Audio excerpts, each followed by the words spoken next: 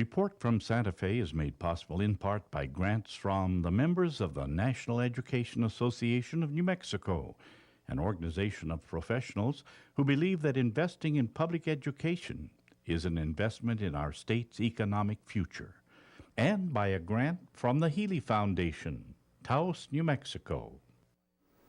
Hello, I'm Lorene Mills, and welcome to Report from Santa Fe. Our guest today is Charles McKay, the General Director of the wonderful Santa Fe Opera. Thank you for joining us. It's a great pleasure to be here. Well, you have been named the General Director. Talk to me a little about your background, because you are a New Mexican, and you played French horn in high school at Santa Fe High. That's right. And you started your work with the opera way back then. Tell me about it. Well, my family roots go back a long time in New Mexico. My grandfather emigrated from Scotland and for some reason ended up in Las Vegas, New Mexico in the late 1800s. And my parents were both born in Colorado and came to Santa Fe on their honeymoon. So it started a family here. I was actually born in Albuquerque, but grew up in Santa Fe and was lucky enough to come to the opera for the first time when I was 9 years old. And I remember it so vividly. It was Deflator Mouse, which is a great opera for kids. And I can remember the experience of walking into that beautiful theater outside of Santa Fe, where you have the great vistas overlooking the Jemez and Sangre de Cristo mountains. And it was just like somebody put an electric jolt of incredible current into my body. I was so excited to be there. I think it was the first time I'd ever heard a live orchestra, and I was just taken away with the sound of the voices projecting over the orchestra, and the lights and the costumes and the scenery and everything. And so, I took to opera from the very, very get-go, and I was very fortunate to grow up in a family that listened to a lot of classical music, and my parents were both very, very good amateur musicians, but I sort of pestered them to bring me back to the opera, and in fact, I attended a youth night in my extreme youth, and therefore I know the importance of sharing the magic of opera with young people. And so I kept coming, and as I say, pestered my parents to get tickets to the opera, and I came to youth nights and to regular performances when I felt very, very grown up, getting all dressed up and going to the opera and hearing this beautiful music. And so it was really part of my life experience, from an early age. And one of you volunteered with the opera as a youth, and one of the jobs was pit boy. What does a pit boy do? Well, pit boy isn't a very exalted position in the opera company. In fact, it's probably about as low as you can get. The pit boy is the person, now we call it orchestra services, where you arrange the chairs in the orchestra pit, put out the music, you hold the door for the conductor when the conductor's making his or her entrance into the orchestra pit, and then sweep out the orchestra pit at the end of the performance. And I was lucky enough that when I was 17 years old, I auditioned for John Crosby, the general director, because I knew that this company did a lot of Richard Strauss under Crosby, which always required a lot of extra French horn players. Mm-hmm. And so I was hired as an extra, but my real job, my main job, was being the pit boy. And in those days, the company was a little bit less structured than it is today. In other words, that working backstage, you did a whole lot of different jobs. I painted scenery, I operated a follow spot, I worked with the stage managers, and it was pretty much all hands on deck. And I look back on it now, Lorene, and I think how great for me to have had that experience of seeing all the different angles of the opera company. And by some chance, I got sidetracked into the administrative area when the bookkeeper was fired by Mr. Crosby. I think she wore a little bit too much patchouli oil or something. And this was back in the day of, all the flower children in Santa Fe, the hippie movement, and that didn't go too well with Mr. Crosby. But so I started working in the business office, sort of part-time, and found that I was really drawn to the management of the opera company. And we've got two threads that I want to pursue. I want to continue, because you went from there, then after many years with the opera, you were named the general director of the Opera Theater of St. Louis in, That's correct. 1984, and you spent some time there. 24 years, as Yeah, a matter and of fact. apparently transfused them. It took them from really helped them with their endowments and fundraising and the quality of their productions. Right. And then you, fortunately, we're so happy to have you back here as impresario of the opera. Thank you. Well, You worked with Crosby. You knew Gaddis in St. Louis. So and in Santa Fe. and too. in Santa Fe. So can we just talk about what makes a Santa Fe opera different and whose vision was it? Tell me a little about John Crosby and who ever thought that in that beautiful location of that extraordinary architecture, walking into the Santa Fe Opera, your spirit soars even without the music, because there's something about the structure, the building, the views. Talk to me about the vision that started that. John Crosby was a very fine musician and an aspiring conductor, and had this idea of establishing an opera company in Santa Fe, New Mexico. He had come to the Los Alamos Boys School when he was a kid. He suffered from asthma, and so he was familiar with the area, and his parents came here and so forth. And they actually were guests at the San Juan Ranch, which is now the location of the Santa Fe Opera.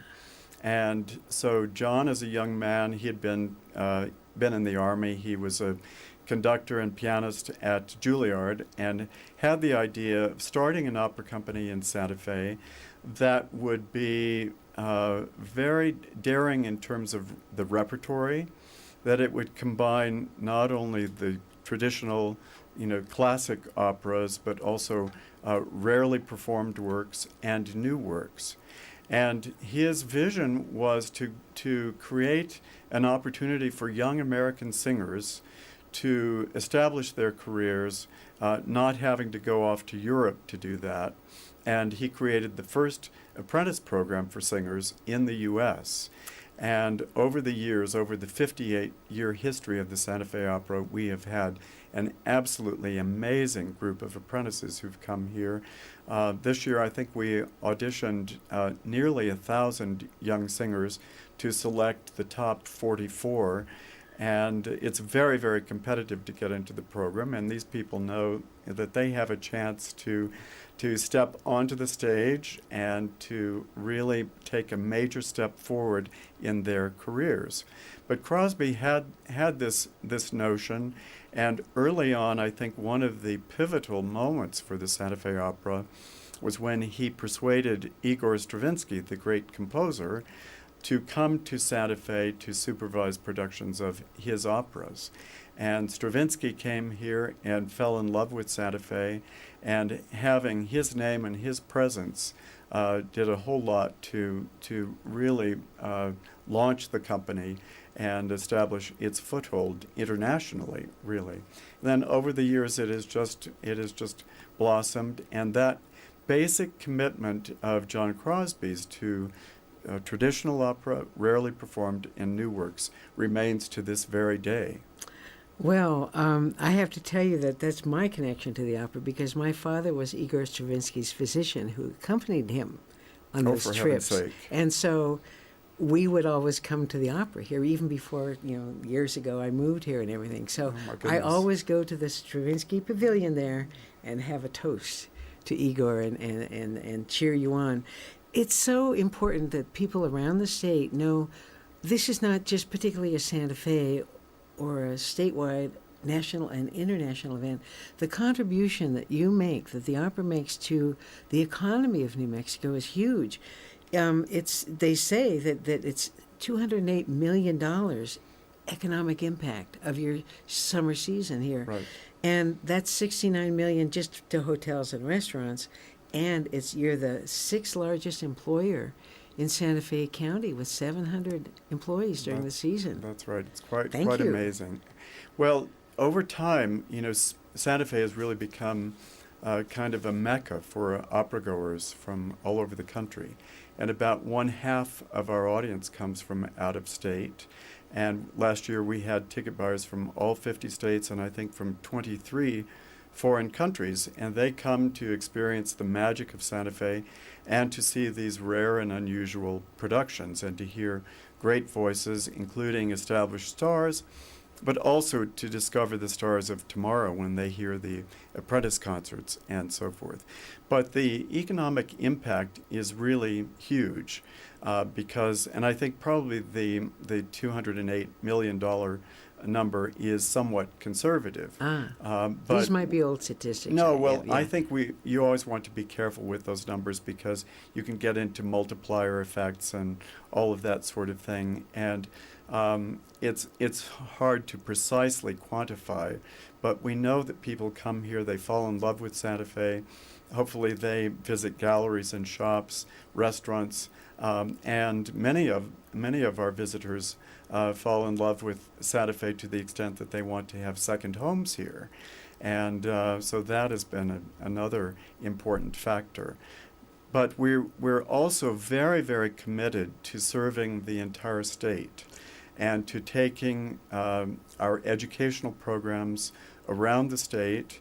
And I think we served over 60,000 New Mexicans, both children and adults, in the last year through our spring tour and other programs that we present, where we, again, try to share the magic of opera.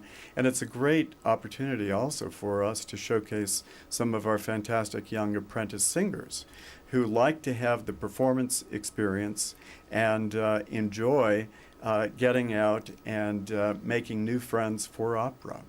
One of my favorite interviews was with one of a local New Mexican, Susan Graham from Roswell, went to the youth nights as a kid, and now is at the Met, starred in the Grand Duchess of Gerolstein last year. Just a delightful person. And so let's talk about your outreach, because you've got a couple of new programs where New Mexican residents who have not bought tickets from you before, you offer them a tremendous discount, because there are people around the state who've heard about the opera and they don't know that it's actually very easy. You make it very accessible and affordable for them to call the box off, explain that they're first-time New Mexican residents. And so tell us how people can do that. Right. It's just phoning the box office of the opera, and it's a 40% offer, a discount for first-time New Mexico ticket buyers. And so if you're not already on our ticket buyer list, you would qualify, and it's a great way for people to discover the Santa Fe Opera. And, I think one of the perceived impediments about opera is that, people are singing in a foreign language, I won't really understand what it's about, and so forth. And it's important to emphasize that we have simultaneous translations of all performances on the seat back in front of each seat. And so you can select either to watch the translations in English or in Spanish. And this has been a tremendous boon to us because it eliminates that perceived barrier of, I won't be able to understand it. But beyond the accessibility of the opera and the fact that we're trying to provide many opportunities for New Mexicans to come to the Santa Fe Opera, there is the wonderful element of the space itself. Mm-hmm. The theater is so dramatic, so beautiful, and getting there in the evening and being able to watch the sunset. Very often we'll have a little rainbow thrown in for good measure. And the people watching is fantastic, it too. is. And It is. people come to the opera and bring a picnic and do tailgating before the opera. It becomes a real social experience and an Yes, event, yes. as you say. Well, we have a lot more to talk about, but I need to talk about this very season. Absolutely. So you've added a new date. Carmen is one of the operas, and it's been so popular that you've added another date on what, August 18th? August 18th, So yes. it's easy to get tickets for that right now. Right. But let's talk a little about Carmen. Here she is in all of her glory. And we're going to show some of the most famous clips. Sure. Let's talk a little about, let's do the habanera. Yes. We're going to take a moment. You set it up. Tell us what it Okay. is, and then we'll look at it. This is really the opening aria from Carmen. And Carmen is a cigarette girl and working in a factory, and she's much admired by the soldiers in the town square. And she comes out for a break along with the other cigarette girls, and she sings this beautiful song, which is very, very familiar. I think people don't realize how much music from Carmen they actually know. Well, let's let them listen. Yes, We'll just take a moment absolutely. and look at that. Great.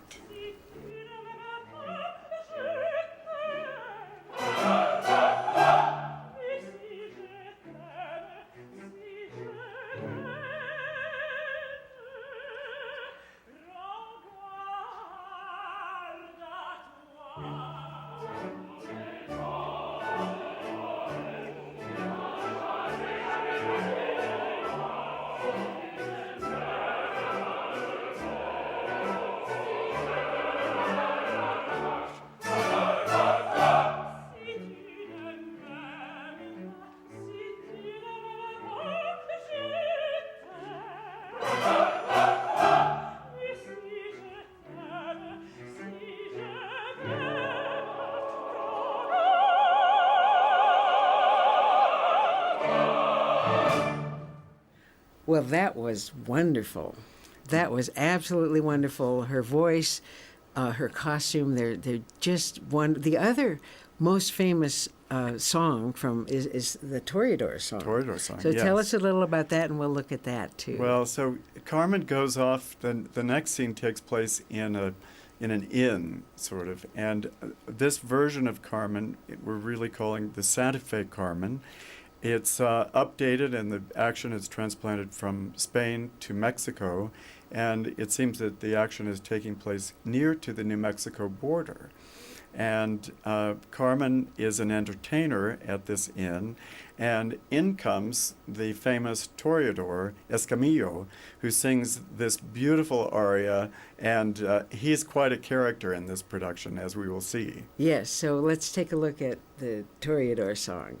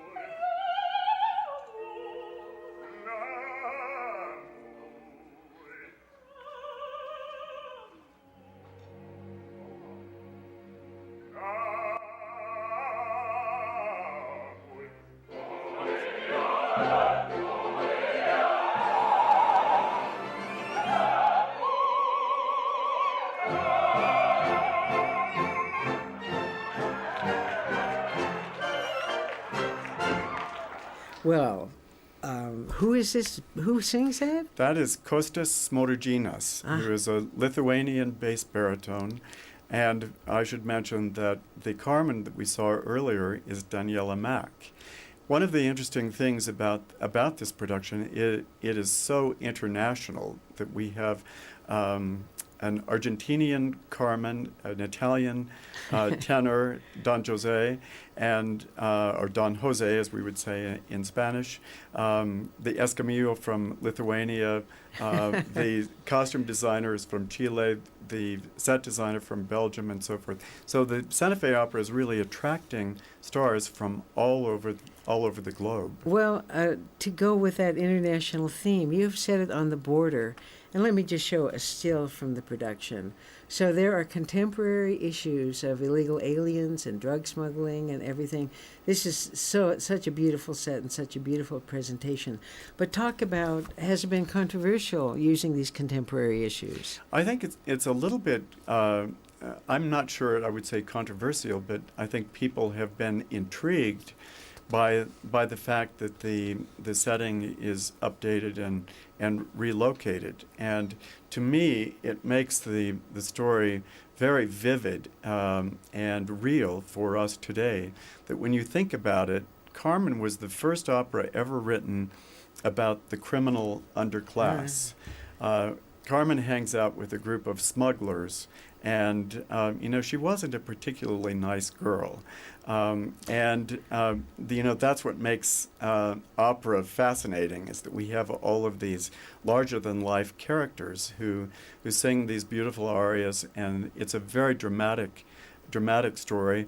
But I think people have enjoyed the freshness of the setting, and it's the first time that we've ever incorporated video into the production. And a lot of the images were actually filmed right at the location of the opera. We see a beautiful vista of the Sangre de Cristo Mountains looking out from the opera, and down there's a scene that's filmed in the arroyo behind the opera when they sort of human trafficking is taking place. And so I think that makes it particularly resonant to our audiences in Santa Fe, that they can recognize a lot of the imagery that we see in the production. And it, as you say, it's been very well received, so much so that we've added this performance on August 18th, which has very, very good ticket availability. Most of the other performances several are sold out. Others have pretty good availability, but best is August 18th. We only have a few minutes left. I want to go on to a comedy called Don Pasquale. And the set in this is just fabulous. First, let's look at a little clip. This is where Norina has recently married the elder gentleman, Don Pasquale, and has literally turned his life upside down. Let's just take a moment and look at the clip. Great.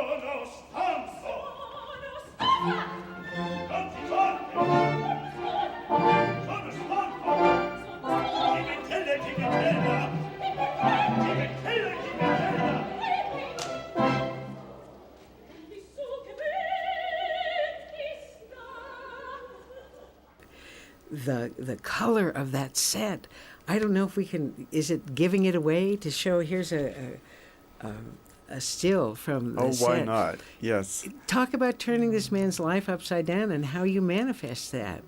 Well, this was a very intricate set to construct, because we had to take into account the forced perspective of the design, and to achieve this business of turning the house upside down. and it's on a turntable. It requires a lot of intricate machinery, but it's a wonderful production, very, very funny, and has beautiful bubbling melodies. This production, incidentally, will be going after our presentations in Santa Fe. It goes to Barcelona, Spain, and then also to the San Francisco Opera. And I have a feeling this production will really have legs and will travel around the world.